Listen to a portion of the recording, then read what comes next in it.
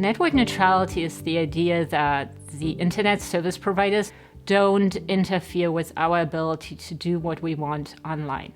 The key question is, who gets to decide what we do on the internet? Is it us, the users, or the internet service providers? The FCC has been considering what kind of network neutrality rules it should adopt now.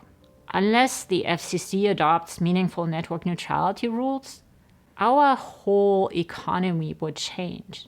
Startup innovation would suffer. Small businesses for whom the internet has been a heaven of opportunity would be shut out of the market, and even the large companies would be hurt. It's basically the most disruptive thing you can do to the American economy. In May, the FCC came out with a proposal, and that proposal shocked everybody because it would have allowed internet service providers to provide fast lanes to companies that pay and slow lanes for the rest. Entrepreneurs have never had to pay to be in the fast lane. As a result, it has been incredibly cheap to develop new applications. If some companies can pay so that their content loads faster or reaches people easier, then small businesses or startups don't have a chance to compete. Innovation as we know it would suffer.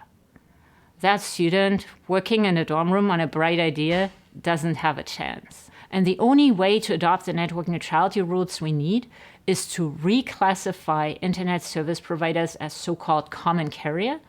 And that would then allow the FCC to adopt meaningful network neutrality rules under Title II of the Communications Act.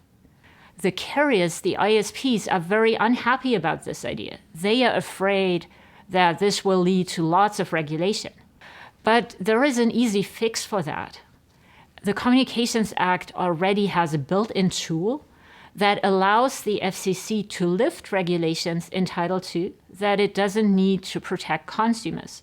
When we say we want the FCC to adopt network neutrality rules under Title II of the Communications Act, we also want the FCC to immediately lift, or technically to forbear from, all of the regulations that are not needed to adopt network neutrality rules. Then you get a very targeted, light-touch network neutrality regime that solves the problem, but also maintains the ISP's incentives to invest and doesn't burden them too much. The FCC needs to adopt very clear, bright-line network neutrality rules that prohibit internet service providers from blocking, engaging in certain kinds of discrimination, and from charging access fees. And we need very clear, bright-line rules that give certainty to the market and keep the cost of regulation low.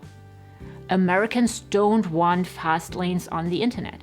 They want the internet to remain a place where everybody can reach people on an equal footing. The internet that I want my kids to have is like the internet we have today. Today, the internet is a place where every American, no matter the size of their wallet or the color of their skin, has an equal chance of reaching people. And I think this is really central for us as a country, both for the future of our economy and the future of our democracy.